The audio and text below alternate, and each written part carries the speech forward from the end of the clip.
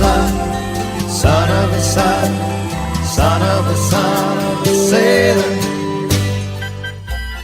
Good morning. This is Eric Dawicki, president of Northeast Maritime Institute, and I'm here talking to you about maritime matters. Today we have First Class Petty Officer Will Moran and Chief Warrant Officer Todd Wardwell from Sector Southeast New England of the Coast Guard. And good morning, gentlemen. Good morning. Good morning. We're certainly pleased to have you here. We're excited about the Coast Guard's presence in New England. I myself was a Coast Guard reservist at 16 years old in the RK program. When I wasn't in high school or college, I was in uniform. Nice. And it was a great experience for me, and I truly believe everything that has happened to me in my maritime career is a resultant factor of my Coast Guard experience. So I assume you both love the Coast Guard beyond words. Chief Wardwell, could you tell us about it? Wardwell. Sorry, the second Wardwell, W. sorry. But I've been in. I'm coming up on my 22nd year, so I guess it's fair to say that it's definitely a lifestyle, a hobby, and a job all wrapped up into one. Coming from Maine originally, and pretty much life on the water up there, and most of New England owes most of its origins and roots to maritime and maritime commerce. So it's always kind of been a part of me, and my wife is a licensed third assistant engineer and unlimited tonnage. So we met at Maine Maritime Academy. So it's definitely been a transition over to the Coast Guard side, and it's been a great ride. We've been all over the country and lived in a bunch of different places, and it's been super so far. That's a pretty fantastic story. We just had the pleasure of being up in Portland, Maine for the Tall Ships event, and I had never been to Portland. And what an experience it was, just engaging. The Eagle was there. We were the second vessel. We being Northeast Maritime Institute, we own a small brigantine, and we had the pleasure of being right behind Eagle, and it was just an amazing time, actually. We couldn't have had a better experience than dealing with the folks from Portland, Maine, and it's truly part of the fabric of Maine. Mm-hmm. And the Eagle itself is a pretty impressive lady too. So she does a great job selling the Coast Guard, not just to this country, but countries all over the world. Oh, the Eagle is something amazing. Whenever anybody gets a chance to go on the tall ship, the Coast Guard Cutter Eagle, please do so.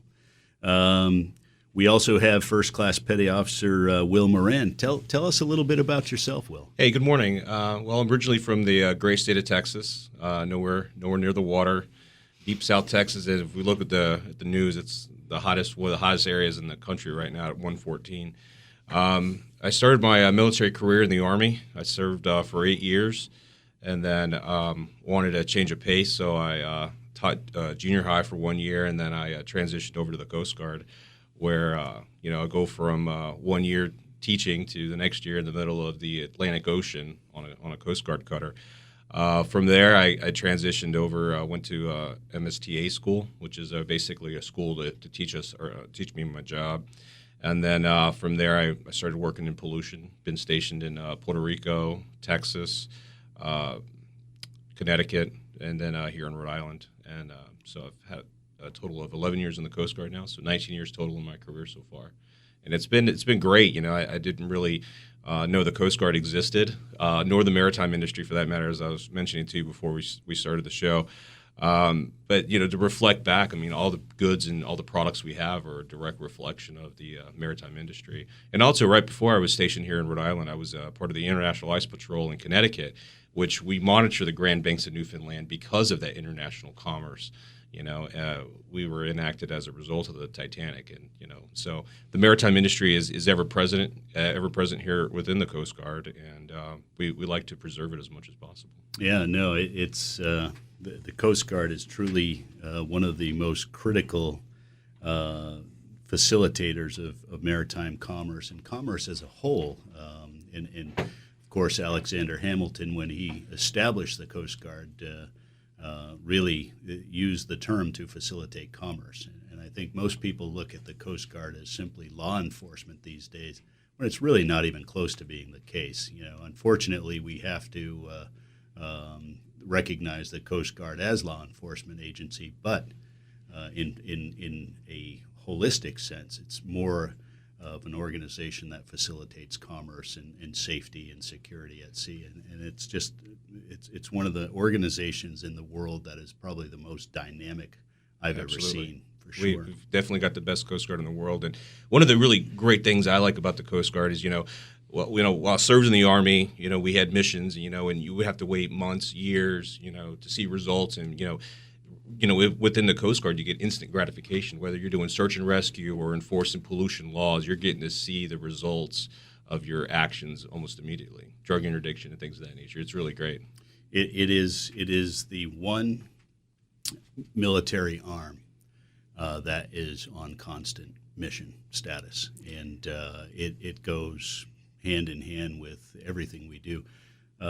Chief Wardwell, how did you get motivated to go in the Coast Guard? It's a little bit of an interesting story.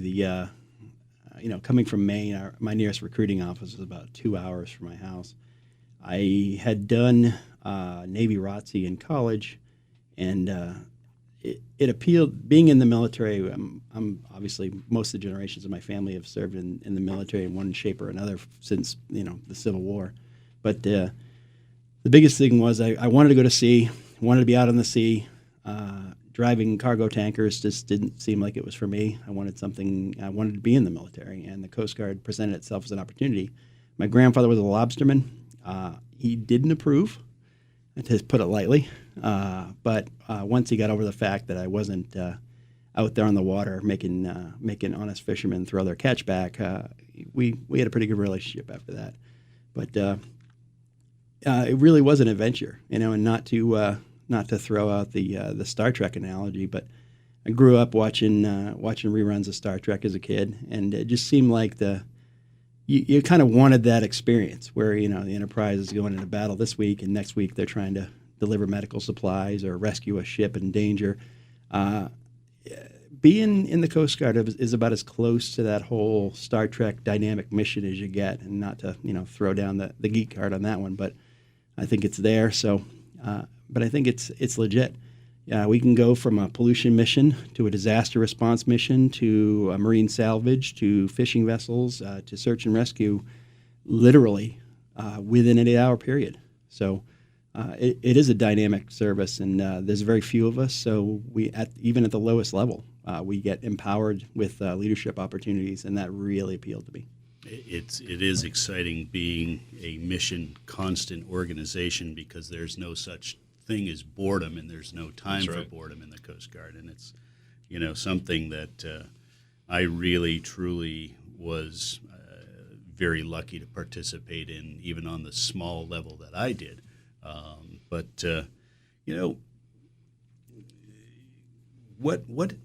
What's some of the most what's one of the most exciting things you've ever done, Petty Officer Moran? Well, like I mentioned, I think the most exciting thing was being able to fly in C-130s, looking for icebergs, chasing ice. But here locally, I've had a lot of really fun experiences with working in pollution. The crazy thing is, the nature of the job, you're kind of like a firefighter. You're a response, working the response command, and we're always waiting for the next big thing to occur. And the great thing is that it's never the same, never the same thing, twice. One day I had, a case where there was a tugboat that was stolen and ran aground, and it was, discharging, oil. So we had to, go on scene, and, I was just coming off of vacation, and show up to work, in the morning at 8 o'clock, and by 8:45 I was conducting an interview, telling the press, that, we're your Coast Guard, and we take every situation very seriously, and, we give it our full attention and work to clean up that particular response. I've had other situations that were also dynamic. There was one particular case where a gentleman was flying a Cessna, and he had a banner proposing to his girlfriend and asked, "Will you marry me?" And unfortunately, the plane crashed. So, my primary concern, is his safety, and the gentleman was safe. But now we have to still deal with the fact that there's a plane in the water with jet fuel in it or airplane fuel.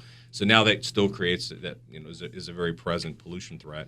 So while he was safe, I had to engage him and ask him, how are you going to take care of the situation? And he took care of it. He had insurance, luckily, and I had to ask him the big question: did you say yes? Was this catastrophe worth it? And luckily, it was a good thing. And they've been married for about 4 years now. So it was a good situation. With disaster comes joy in the realm of marriage. And the funny part is, in our industry years ago, captains used to be able to wed couples. I don't think that exists anymore on the books, but I think you could probably make a case of it, but I don't know. It's definitely a tradition, so I think there's probably a little more paperwork involved nowadays. But I actually think every captain should have to take a test on how to marry people. But that'd be a hard one for the licensing center to put in there, but you could probably pass along the suggestion at some point, maybe. There we go. It's so those of you from the National Maritime Center, listen loudly. We want to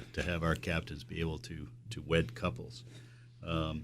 No, it is always an interesting experience because you are waiting for the next big thing. And, Absolutely. And it's always amazing. You don't know what's going to happen next, and you have to be prepared in a way that really I believe nobody else is prepared for. And it goes right along with the theme of the Coast Guard, Semper Paratus, always ready. And the other thing I always tell my staff at the Institute, in our industry, in the maritime industry as a whole, you have to have the ability to adapt to ambiguity. Absolutely. And change happens by the minute in our industry, never mind the Coast Guard, but the maritime industry as a whole. In order to be able to facilitate that change, you need to be pliable and adaptable and ready to take on any situation. Certainly, and also, our moniker is also, it's unofficial, but it's Semper Gumby. I mean, we're always flexible, always willing to be able to adapt to that change.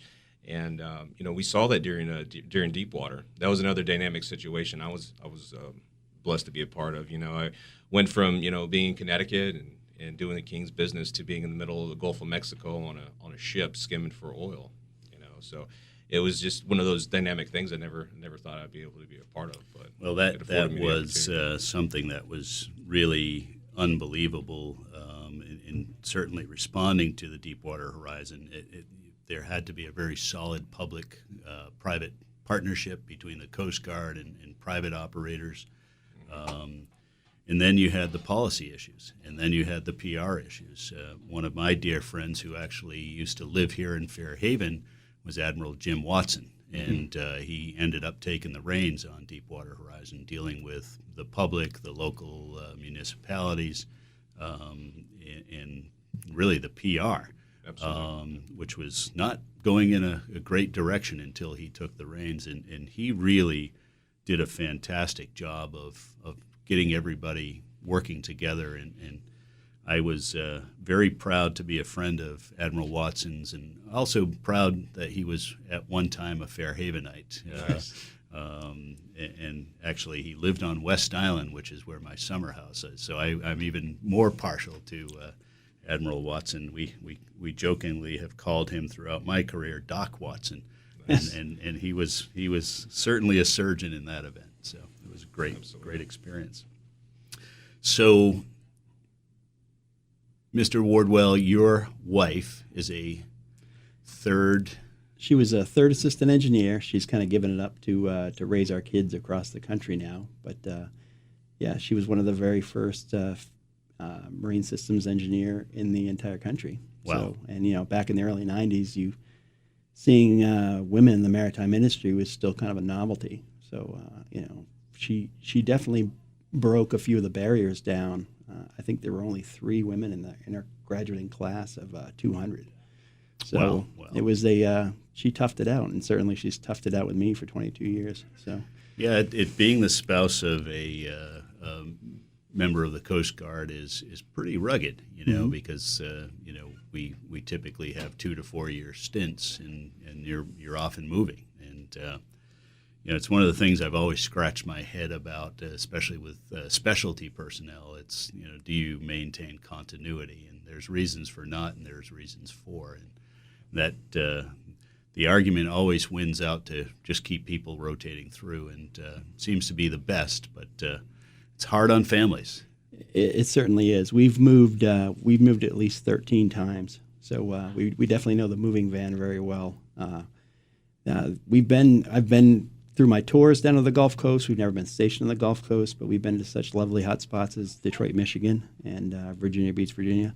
So it kind of evens out, but it is hard, especially when you look at your kids, and your kids have been through 9 different school systems, and they're very resilient. And anybody that's ever been a military brat for a career can definitely sympathize and empathize. But the Coast Guard dependents especially, because it's one thing to be stationed somewhere where you have a large base full of other wives, but in the Coast Guard, you may transfer to an area where there is no other Coast Guard people anywhere near you. There's no base, there's no medical, there's no commissary.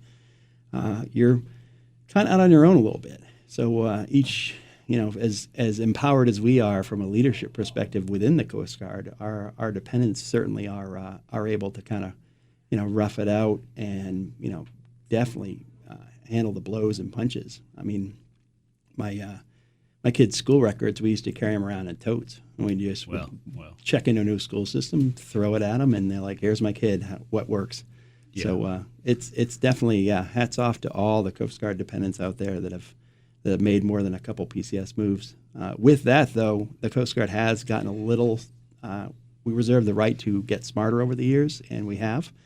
And one of the things we've done is we've put a few more civilian continuity personnel in. Like in our inspections office, we have a couple, 2 or 3 civilians that are there long term, and they become the sort of the corporate knowledge of a library for us as to the maritime community, and they become an easy point of contact for people.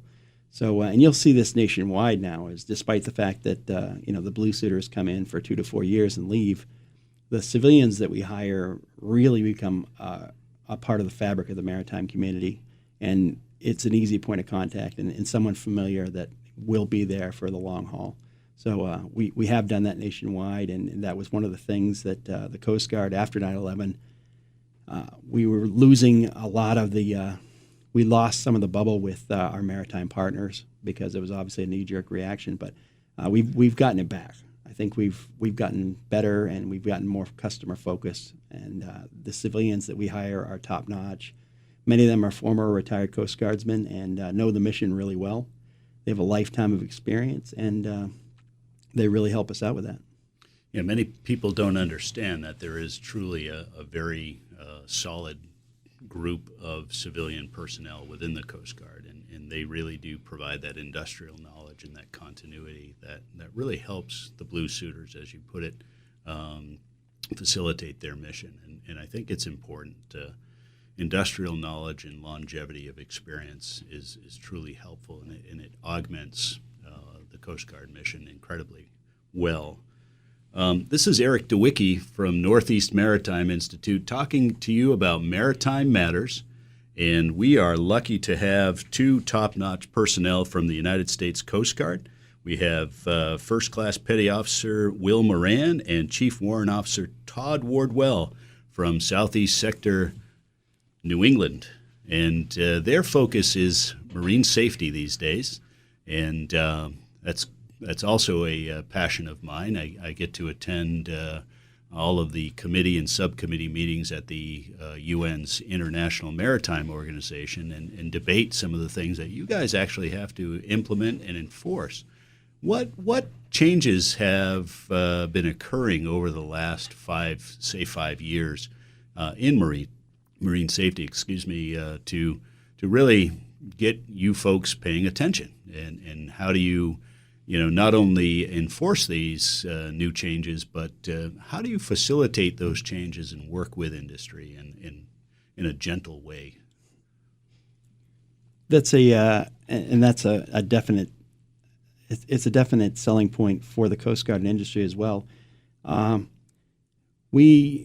Coast Guard realizes, I guess, that one of its other strongest suits is that it knows what it doesn't know. And for us, when we need expertise, we don't try and, read a book or go to a seminar. We will literally bring in the industry experts on that subject. And it's been a real boon for us to kind of, before we embark on any regulations or pushing forth any new policies, to get industry's take on it prior to actually implementing it. And this has been super successful for us. Anybody that is in the tug and barge industry knows that the new tugboat inspection standards are coming out. Subchapter M. Subchapter M. And it has passed the Commandant's desk. I literally asked him about that while he was up at Otis, up at the Air Station Cape Cod.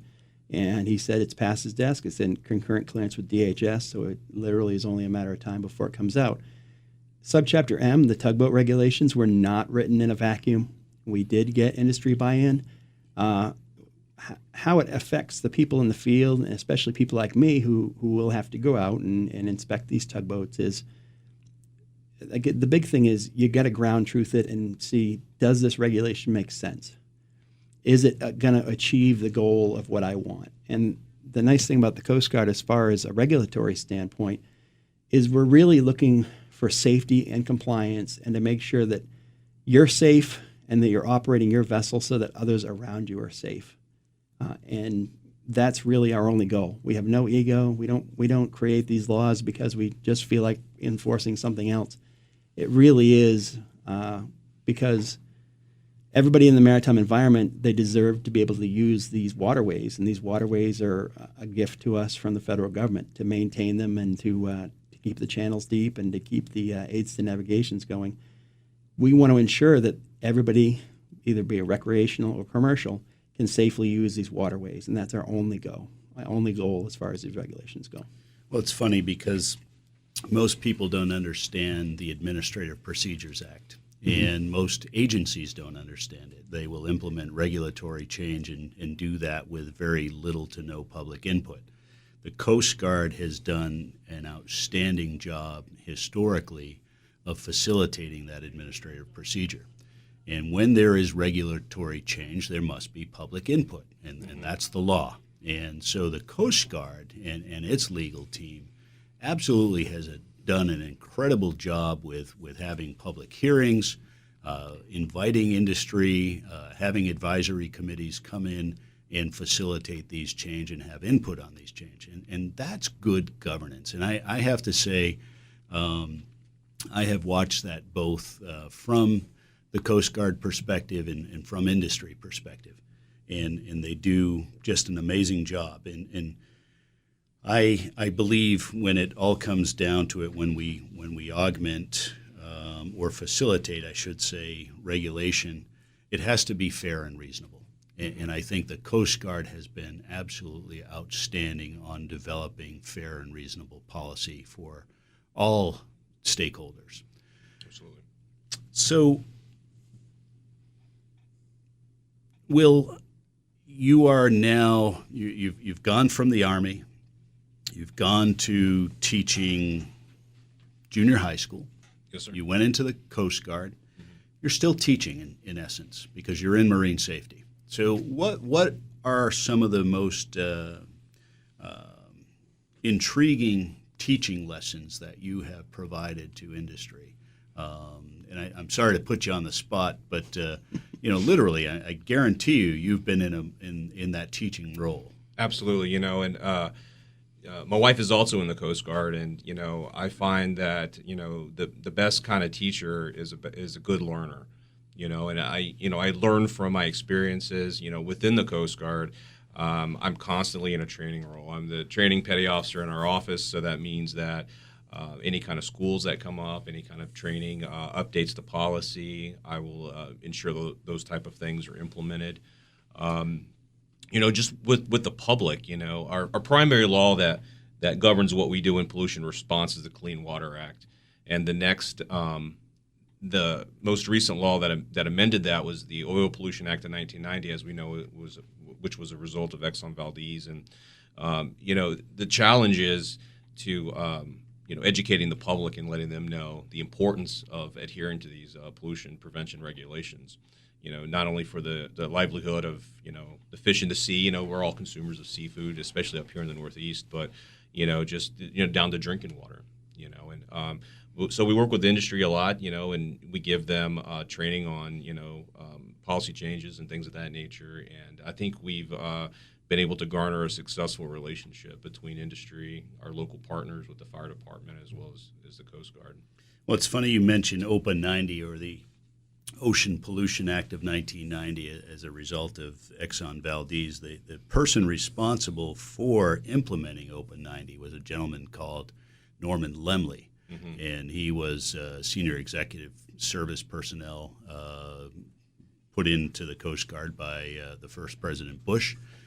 Norm Lemley was my mentor in the Coast Guard and in industry as well. When he retired as an SES, he came to work with us the next day. And he would tell me the stories about OPA 90, and really that was one of the most significant challenges of working with industry, because Congress passed this law that was pretty knee-jerk in essence. Absolutely. And for us, it was very knee-jerk, and not just when laws like that come out very quickly like that, and I'm not saying it's unusual for Washington process, but it's as hard for the people who are subject to it as the people enforcing it, because not all the concrete is dry, as it were, sometimes like that, which is, again, as you alluded to earlier, why we definitely want to use a more methodical process for passing laws. But what's funny about OPA 90 is it's so ingrained now in the maritime community, and it's done so much good over the years. It really was a law that needed to be passed, but you're right, it was a very challenging law to enact, especially on the time frame it was ordered up in. It was swift. It was very swift. And when you talk about it becoming pretty much standard these days, most folks don't realize that our industry is the most regulated industry in the world, our maritime industry. You guys are responsible for implementation and enforcement. Yet, our industry, the maritime industry, does less for creating pollution in our world than any other industry as well, because of those regulations in place. And that's pretty neat, because it shows that partnership working, not only with yourselves and industry from the U.S. perspective, but the whole world has to implement the same standards, essentially. Some greater than others, because national sovereignty does surpass the international regulatory umbrellas. But the realities are the standards are pretty much the same everywhere in the world. And our industry has worked extremely hard to ensure that we're not putting too much carbon into the atmosphere. We have regulations that reduce the carbon emissions, called NOx and SOx. And we certainly, the OPA 90 rules in the MARPOL, Marine Pollution Convention, requires no spills whatsoever. And if you do spill, you report it, you clean it up, and you take care of it, and you do it proactively. The fun part is that we are no longer a trade. The maritime industry is no longer a trade. It is truly a profession. And that's kind of the exciting thing, even about our mission at Northeast Maritime Institute, is, we've created this little, pocket school in America, and yet we're serving 800 merchant mariners a year coming through retraining and certification training. And then we just became a college. We have to take these kids right out of high school, and we have to be a miniature Mass Maritime, Maine Maritime, and do the same things and glean the same results. So these partnerships are going to be critical, moving our industry forward and having the open dialogue and having the open discussions. This is Eric Dawicki, President of Northeast Maritime Institute. I'm here talking about Maritime Matters, and we'll come back to you soon. This is Eric Dawicki, President of Northeast Maritime Institute, talking to you about Maritime Matters this morning. We're here with First Class Petty Officer Will Moran and Chief Warrant Officer Todd Wardwell from the United States Coast Guard, my favorite organization in the country. So yeah, I'm absolutely tickled pink you fellas came out to chat with me and chat with the public here in southeastern New England. It is exciting to host you here at WBSM on a fine Sunday morning, and we truly appreciate you coming. Thanks very much. I'm very partial too. So. I like the fact that you're partial as well. It's so during the break, Will, we talked about the National Response Center, and could you explain a little bit about what that is and what it does for the public? Yes, sir. Absolutely. So, the National Response Center is a national call center that we utilize. We like to inform the public or any kind of potential polluter that it's a regulatory requirement to notify the Coast Guard of any kind of spill. One, so that we can try to mitigate the risk of pollution to the environment, but also it helps us take quick, decisive actions in order to clean up any kind of situation. So the NRC is a call center, and they have trained operators that will ask pointed questions that will ultimately lead to an effective response. It allows for you to get a big picture type of scene. So they're going to ask about weather, the particular product that was released or discharged, the location of where it happened, and it also serves as a really good avenue to let our state and local partners know. They send the information out to the fire departments and the Department of Environmental Protection or Management, depending on the state that you're in. And again, it'll paint that picture for the other partners to show up, to be able to respond in an effective manner to clean up any kind of pollution. They sent out what's called a National Response Center report, and this report outlines all those details that they ask. But in the event that the public doesn't have that phone number, which the phone number is 1-800-424-8802, calling their local Coast Guard unit will still suffice and to meet the requirement. But ultimately, we're your Coast Guard, and we want to have an effective response and make sure that we mitigate any kind of risk of pollution into the environment. But we can only do that with your help.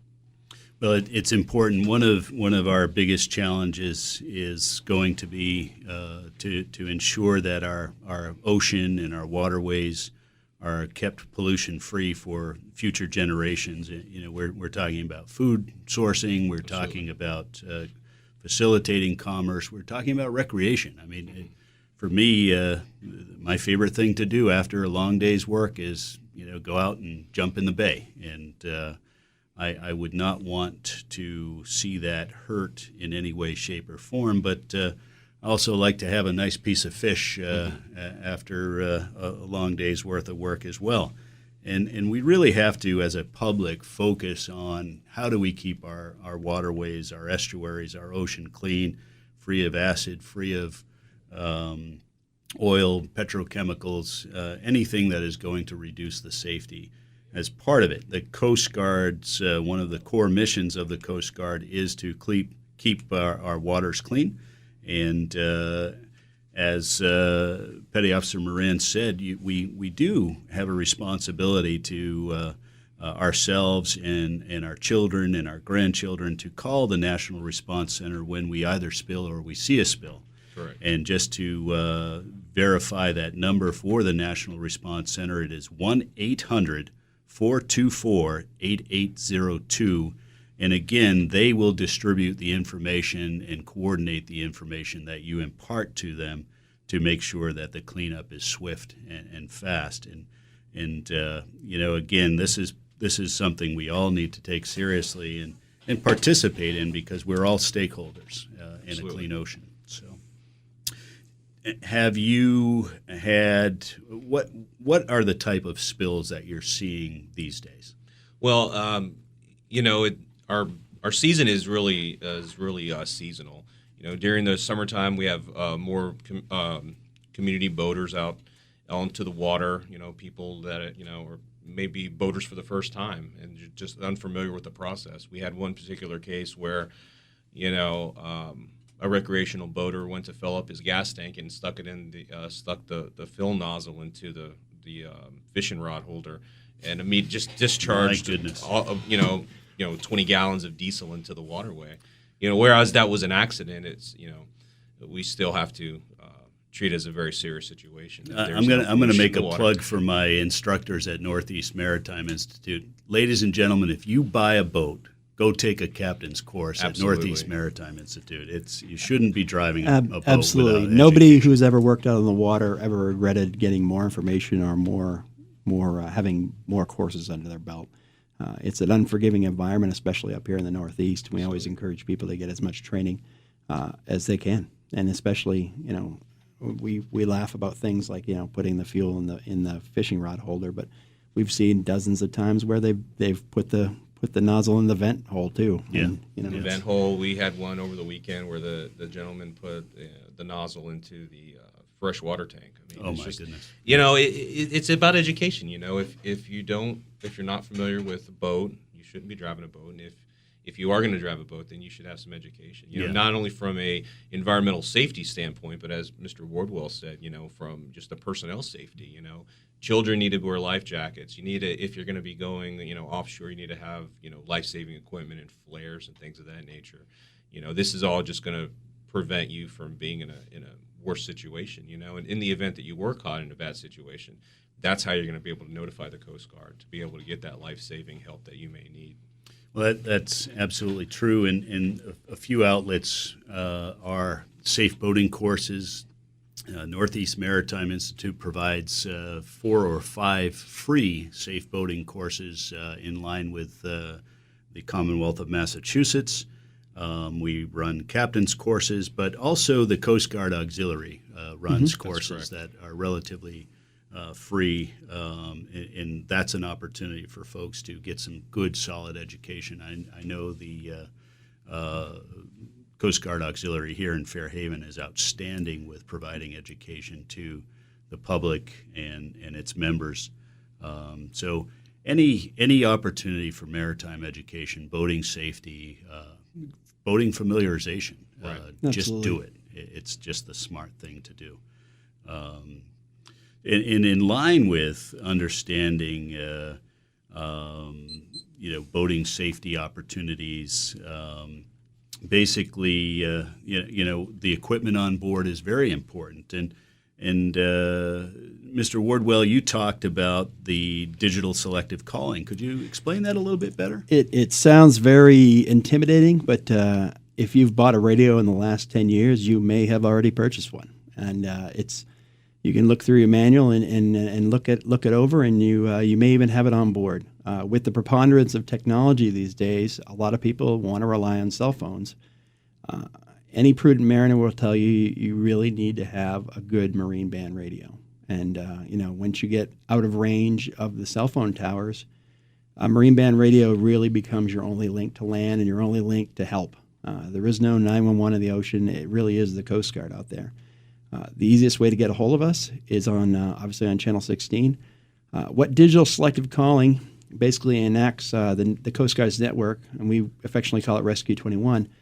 What it essentially does is it interfaces the radio with your GPS device, so that instead of using old radio detection finding equipment, the minute you key your mic, as long as your radio is registered, basically as soon as you key the mic, your vessel's information, your own information, all of that is digitally transmitted to basically through satellite uplink and through radio uplink to the nearest Coast Guard unit. And so we know what your boat is. We know what the capacity is. We know we have a phone number to call to ask people, who's out on the boat. So it's a really a one-stop shop for us as far as search and rescue goes. The other thing is, if it is enabled on your radio, and the easiest way to check, the quickest way to check, is if you look at your radio, the face of your radio, and you see GPS coordinates on it, or you see lat and long on the fascia of it, it's off and running. That system is enabled, and you just got to make sure that your radio is registered, because once you registered, you're given a very specific set. It's called an MMSI number, and basically it's like your phone number out in the ocean. And the other nice thing about MMSI is that if you know another vessel's MMSI number, you can actually use your radio to directly call them, and it's a private conversation. So if there's fishermen out there and you want to keep that spot that you're at, very, very secret, but you still want to talk to your buddy, it's also kind of a nice fringe benefit. For commercial operators, as of January 22nd next year, anybody that operates past the 3 mile mark is going to be required to have an active DSC system on board. And that's in line with what we call the new Sea Area A1. That was enacted by the International Maritime Organization, IMO. The United States has been we've been working on Rescue 21 for over 15 years now. It is finally enacted, and it's ready to roll. So we are proudly joining the international maritime community by offering this digital rescue service to our area, including the Great Lakes, which was never mandated to have it, but the Coast Guard set it up anyway. I love that fact. For me, when I joined the Coast Guard, my brother, who became a Master Chief MK in the Coast Guard and Coast Guard Reserve, I looked at him and was proud that he was doing things on life-saving, and that's really the reason I joined, and I felt with kind of the response and the requirements of 9/11, life-saving kind of we got away. We didn't get away from it. The Coast Guard didn't get away from it as much as the public's opinion of the Coast Guard. Definitely the perception was, right. We definitely had more of a security perception than exactly as you said. We never stopped doing search and rescue missions. It just definitely took a limelight to what was in the public eye at that time. I'll tell you, the Coast Guard still follows very strictly the same excitement that Joshua James put into life-saving up in Hull, Massachusetts, that way back then, it still exists today. It's alive and well, and the Coast Guard truly is the life-saving component to our national maritime strategy. This is Eric Dawicki, president of Northeast Maritime Institute, speaking with Todd Wardwell and Will Moran from the Coast Guard. Good morning. This is Eric Dawicki, president of Northeast Maritime Institute, talking to you about maritime matters. We're here this morning with First Class Petty Officer Will Moran and Chief Warrant Officer Todd Wardwell from the United States Coast Guard. And I just got both of their names correct, and I'm excited about that first and foremost. Good morning, gentlemen. Good morning. We're here in the last segment of the hour-long show, and I truly appreciate you being with us. Southeastern Massachusetts, southeastern New England, Cape Cod, the islands, Buzzards Bay. We love you guys, and we really appreciate the mission that you partake in. We talked a little bit during the break about the resurgence in shipbuilding, Mr. Wardwell, and tell us about what role do you play in the shipbuilding industry? That's one of the probably least advertised missions. I work for a prevention department, and the biggest thing we do is obviously the greatest oil spill we respond to is the one we never have. So the way we enact that is through technological standards and being part of the commercial shipbuilding and ship refitting process all the way from the keel laying all the way to the launching.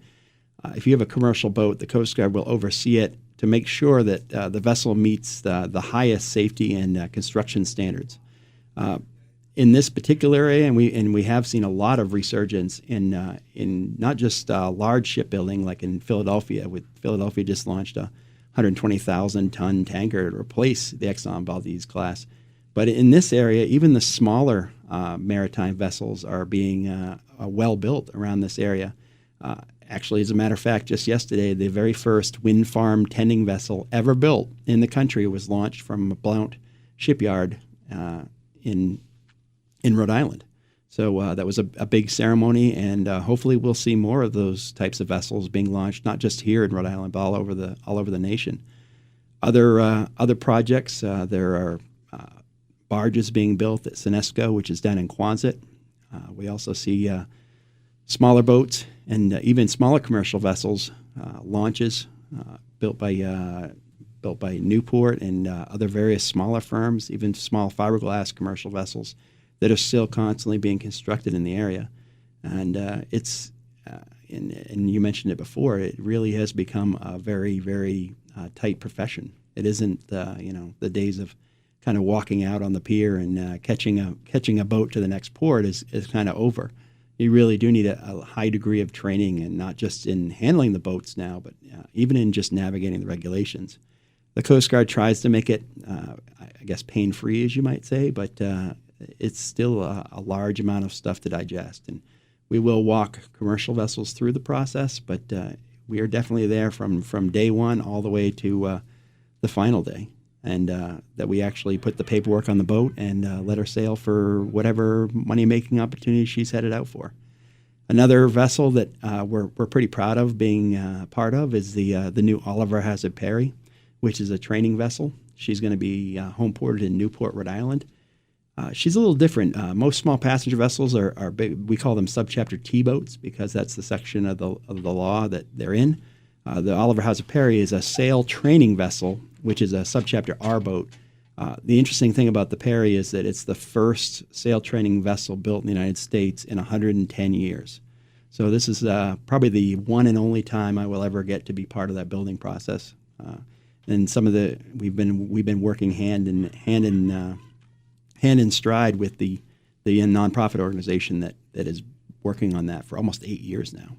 So we've been part of that since she was even just a thought on the drawing boards to now where we actually have standing rigging, and she made it up to Portland, as a matter of fact. She sure did, and she was beautiful, over on her ear, full sail, just looked stunning out there sailing through, the outer harbor in Portland, and it was really amazing and good for you because that is a fun project. We are actually looking at partnering with them to develop their curriculum, and we're excited about that. It's a great opportunity for, especially to get kids involved in the maritime industry even at a younger age, and what a great way to do it by going backwards in time.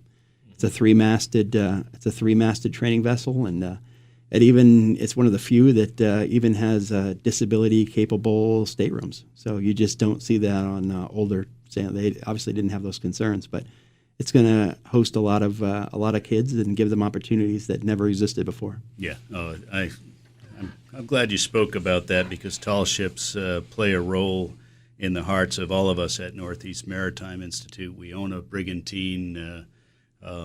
We participate in Tall Ships America. I'm the former co-chairman of the board of American Sail Training Association, and it's fantastic you bring that up. In closing, Will, do you have any burning desires you want to impart to the public? No, I just want to reiterate again, if there is any pollution that you notice or caused, please call the NRC at 1-800-424-8802, and it's definitely my pleasure to serve you as a Coast Guardsman. Well, I'll tell you both. I'm proud to have you here on our show. It is outstanding to include the Coast Guard in our show. Hopefully, we're going to do much more of that in the future and really make it part of our mission to ensure the Coast Guard has a voice with the public and as a public partner. Ladies and gentlemen, the United States Coast Guard is probably the most outstanding organization in the United States. I am proud to say I wore a uniform at one point. I'm proud to say I'm involved to this day. I'm really proud that you both are here, and listening to you both and exercise such professionalism is just, gives me goosebumps, and I really thank you for being here. Well, thank you for the opportunity. And anytime we get a chance to speak and interact with the public, especially in a venue like this, we absolutely. But even on just a radio show, if at any time, we're not out there, so we're ready. We're there to talk to the public. Thanks again, both of you. Thanks for having us. This is Eric Dawicki, Maritime Matters on WBSM 1420.